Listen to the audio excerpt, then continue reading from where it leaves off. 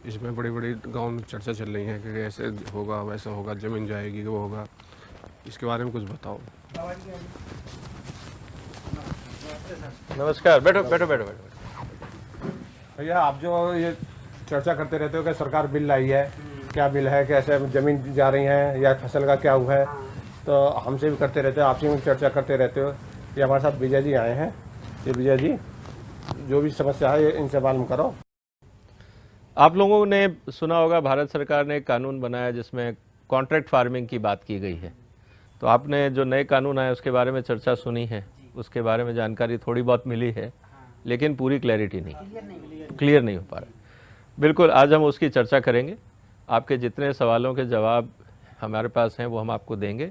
कानून बहुत सिंपल है, किसानों के हित में है, बहुत अच्छा कानून भारत सरकार ने बनाया है और पर्पज़ यही है, इसका पूरा जो आधार है कानून का यही है कि किसान की आमदनी कैसे बढ़े, किसान को जो बाज़ार की ज़रूरतें हैं उससे कैसे जोड़ा जाए और किसान की खुशहाली कैसे आए। ये जो किसानों का कॉन्ट्रैक्ट होगा, इस पर कौन कौन साइन करेगा? देखिए, जो कानून बनाया है भारत सरकार ने, उस हिसाब से कोई भी इंसान, कोई भी जो कंपनी है, आम आदमी है, व्यापारी है, एक्सपोर्टर है, प्रोसेसर है, कोई भी आपके साथ कॉन्ट्रैक्ट साइन कर सकता है। अगर वो कॉन्ट्रैक्ट आपकी मनमर्जी के हिसाब से टर्म्स एंड कंडीशंस अगर दोनों पार्टियों को समझ आती हैं तो आप कॉन्ट्रैक्ट कर सकते हैं। ये जो कॉन्ट्रैक्ट होगा, ये बुवाई से पहले होगा या बुवाई के बाद में होगा? देखिए, आपका जो सवाल है कि किसान कब कॉन्ट्रैक्ट साइन करें, आप कोशिश ये करें कि हमेशा फसल लगाने से पहले साइन करें। अपनी टर्म्स एंड कंडीशंस जो व्यापारी आपके पास आता है उसके साथ बातचीत करें, अपनी टर्म्स एंड कंडीशंस को समझें, उसकी ज़रूरत को समझें।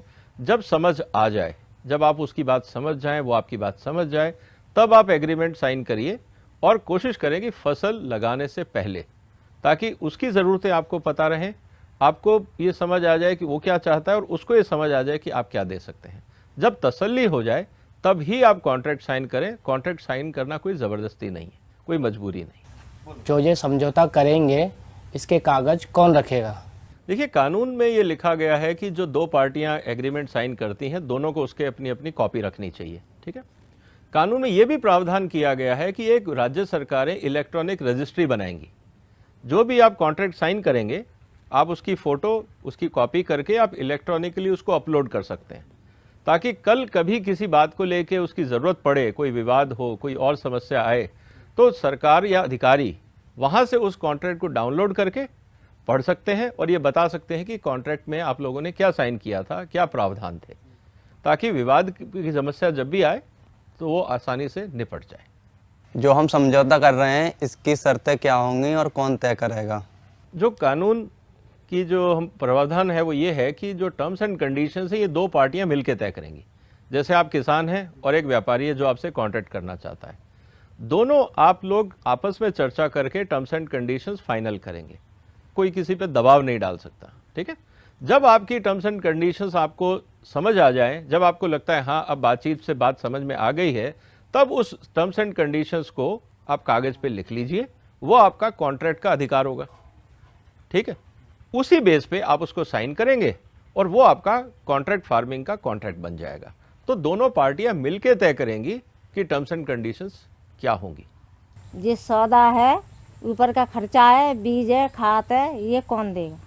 देखिए, बहुत अच्छा सवाल आपने किया कि जो क्या कई बार जो व्यापारी हैं या कंपनियां हैं वो अपनी तरफ से कहती हैं हमारे को खास तरह की फसल उगानी है, उसका बीज आपको शायद बाजार में नहीं मिलेगा, मैं उसका जो खास बीज है वो आपको दूंगा, या कोई खास तकनीक की मैं बात आपसे कर रहा हूँ, ग्रीन हाउस की क्रॉप है या किसी और तरह की है या ऑर्गेनिक की क्रॉप है, तो वो मैं आपको बताऊंगा। और जो आपको उसमें जानकारी चाहिए, जो वैज्ञानिक सपोर्ट चाहिए, किसी तरह का खाद बीज चाहिए, वो मैं आपको दूंगा, ताकि आप मेरे हिसाब से उगाएं। और ये मैं कॉन्ट्रैक्ट में लिख दूंगा कि ये चीज़ इतने रुपए की, इतने मूल्य की मैं आपको दे रहा हूँ। और उस हिसाब से आप मुझे चीज़ का पैदावार करके देंगे ताकि जो मैं व्यापार कर सकूं। तो ये जो सर्विसेज हैं, एग्रीकल्चर सर्विसेज, बीज देना, खाद देना या और कोई खास तरह का इनपुट देना, ये सब चीज़ें कॉन्ट्रैक्ट का हिस्सा होंगी और उसमें लिखनी पड़ेंगी कि कौन सी चीज़ दी गई और उसकी कीमत क्या थी। ये जो कॉन्ट्रैक्ट होगा ये कितने दिनों का होगा? जो आपका सवाल है कि कॉन्ट्रैक्ट कितने समय का होगा, कानून के हिसाब से कम 1 फसल का, ठीक है। आप इस कानून के कॉन्ट्रैक्ट को आप 5 साल तक ले जा सकते हैं, लेकिन कुछ फसलें ऐसी हैं, जैसे फल वाली फसलें हैं, जैसे आम की मैं आपसे बात कर रहा हूँ कि आम की फसल आएगी 3-4 साल बाद, लेकिन वो चलेगी 15, 20, 30 साल तक। अगर आप चाहें और किसान चाहे तो दोनों पार्टियां मिलकर लंबे समय तक की फसल का कॉन्ट्रैक्ट कर सकते हैं, लेकिन ये निर्भर करेगा दोनों पार्टियों के ऊपर, ठीक है। जो समझौता होगा जमीन का होगा या फसल का होगा? इस कानून में जो किसान की सबसे बड़ी चिंता होती है कि अगर मैं कॉन्ट्रैक्ट तो साइन कर रहा हूं, मेरी जमीन का क्या होगा। कानून में बहुत साफ लिखा है कि जमीन का मालिकाना हक हमेशा किसान का रहेगा, इसको कोई नहीं छेड़ सकता। तो आप जो कॉन्ट्रैक्ट कर रहे हो फसल का कॉन्ट्रैक्ट कर रहे हो, जमीन का नहीं कर रहे हो, ठीक है ना। वो जमीन कॉन्ट्रैक्ट का हिस्सा है और अगर कभी कोई किसी तरह का विवाद होता है और वसूली की बात आती है, तब भी आपकी जमीन को कोई नहीं छू सकता। बहुत क्लियर इस कानून में लिखा हुआ है कि किसान की जमीन को कोई नहीं छू सकता। इस बात को आप हमेशा ध्यान रखें। ये कॉन्ट्रैक्ट जो हुआ है इसमें जो कीमत रखी जाएगी इसे कौन रखेगा? देखिए, आपका सवाल बहुत अच्छा है कि अल्टीमेटली जब हम कॉन्ट्रैक्ट कर रहे हैं तो इसमें जो कीमत है फसल की, दाम कौन लगाएगा। तो इसमें 2 तरह के प्रावधान हैं। एक तो ये है कि जब आप किसी तरह का कॉन्ट्रैक्ट करते हैं, व्यापारी और किसान मिलकर ये तय करें कि फसल का दाम क्या होगा। आपके पास अपना अनुभव है, व्यापारी के पास अपना अनुभव है। अनुभव के आधार पर आप कह सकते हैं कि नहीं, ये दाम कम है, आप ज़्यादा लें। और अगर व्यापारी कहता है कि नहीं, मैं आपको अगर आप खास चीज़ मेरे लिए बना के देते हो तो मैं आपको और भी ज़्यादा दाम दे सकता हूँ। तो पहली बात तो यह है कि दोनों व्यापारी और किसान मिलकर यह तय करेंगे कि फसल का दाम क्या होगा।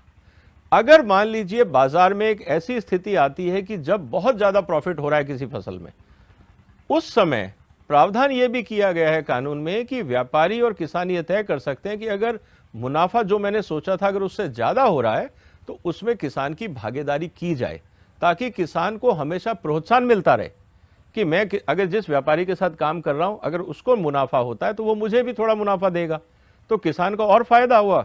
और व्यापारी और वो दोनों मिलके काम कर रहे हैं तो दोनों का फायदा होगा। तो आपस में ही आप लोग तय करेंगे कि फसल का दाम क्या होगा। एक और जो किसान भाई कर सकते हैं कि आपके आसपास जो मंडी है, एपीएमसी जिसको हम बोलते हैं, मंडी समिति, वहां जो दाम चल रहा है आप उसको भी रेफरेंस ले सकते हैं कि जो भी मंडी समिति का रेट चल रहा होगा, मैं उस पे आपसे 2%, 5%, 15%, 50% जो भी ज्यादा हो सकता है वापस आप आपस में समझौता कर सकते हैं कि हम एपीएमसी के रेट को तो आधार बना लेंगे, उसके ऊपर आपको मुझे इतना देना पड़ेगा। तो ये दोबारा वही बात आती है कि आप और व्यापारी मिलकर तय करेंगे कि रेट क्या होगा। एपीएमसी आपका रेफरेंस प्राइस हो सकता है, एपीएमसी को आप मार्गदर्शक मान सकते हैं कि किस तरह से प्राइस तय किया जाएगा। ये जो फसल तैयार होगा इसे लेने कौन आएगा? हम लेके जाएंगे या कोई और आएगा?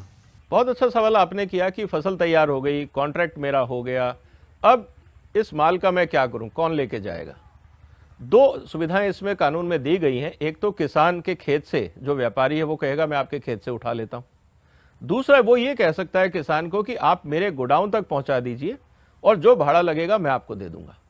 तो और ये नहीं हो सकता कि आपने फसल काट दी और व्यापारी आ नहीं रहा, उसका एक टाइम फ्रेम दिया गया है कानून में कि इतने समय के अंदर अंदर आपको फसल उठानी होगी, क्योंकि अगर कटने के बाद अगर फसल खराब हो जाती है तो किसान का नुकसान है। तो किसान के हित को बचाने के लिए कानून में बहुत साफ लिखा गया है कि ये व्यापारी की जिम्मेवारी होगी कि जैसे ही कॉन्ट्रैक्ट की फसल तैयार होती है तो वो फसल उठवाने का इंतजाम करे, और अगर किसी कारण से वो नहीं करता है तो किसान को भी अधिकार है कि वो फसल कहीं और बेच दे और अपना जो उसका मुनाफा है या जो भी उससे आमदनी होती है वो किसान की, फिर उसमें कॉन्ट्रैक्ट वाला जो व्यापारी है वो दखलंदाजी नहीं कर सकता क्योंकि उसने टाइम पे फसल नहीं उठाई।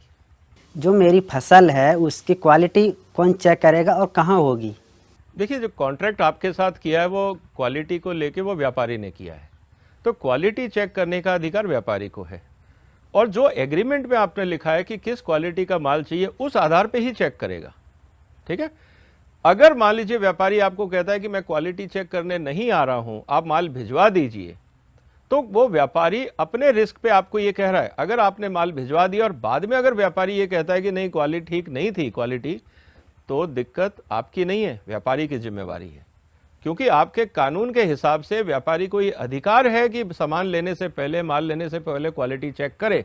अगर वो चेक नहीं करता है और कहता है आप भिजवा दीजिए, तो ये उसका रिस्क है, आपका नहीं है। तो क्वालिटी की जिम्मेवारी व्यापारी की, आपको वही देना है जो व्यापारी ने कॉन्ट्रैक्ट में साइन किया है। जो हिसाब करवा रहे हैं, ये समझौता करवा रहे हैं, ये पैसा हमें कब मिलेगा? बहुत अच्छा सवाल आपका है। अल्टीमेटली हम यही कहते हैं कि किसान को पैसा कब मिलेगा। कानून ये कहता है कि जो आपने प्रोडक्शन किया, जो आपने माल तैयार किया, व्यापारी उसको तुरंत पैसा दे और अपना माल उठवाए। माल उठाने से पहले पैसा दीजिए, अगर उस समय आपके पास पैसा नहीं है रसीद दीजिए। ये कानून बहुत साफ तरीके से किसानों के हित की रक्षा करता है। जो हमारा समझौता होगा उसमें राज्य सरकार दखलंदाजी तो नहीं देगी कोई, या अन्य कोई? जब आप कॉन्ट्रैक्ट साइन करते हैं, आप और व्यापारी के बीच में कॉन्ट्रैक्ट साइन होता है, अब व्यापारी को भी शायद ये टेंशन हो सकता है कि मैं इतना प्रोडक्शन करवा रहा हूँ एक्सपोर्ट के लिए, प्रोसेसिंग के लिए 5000 टन, 2000 टन, तो क्या होगा? क्या राज्य सरकार उस पर कोई प्रतिबंध लगा सकती है? या कोई तीसरा आदमी आपको कह सकता है कि आपने एक कॉन्ट्रैक्ट क्यों साइन किया, व्यापारी के साथ आप साइन नहीं कर सकते? इस तरह की भी गलतफहमियां लोगों में हैं।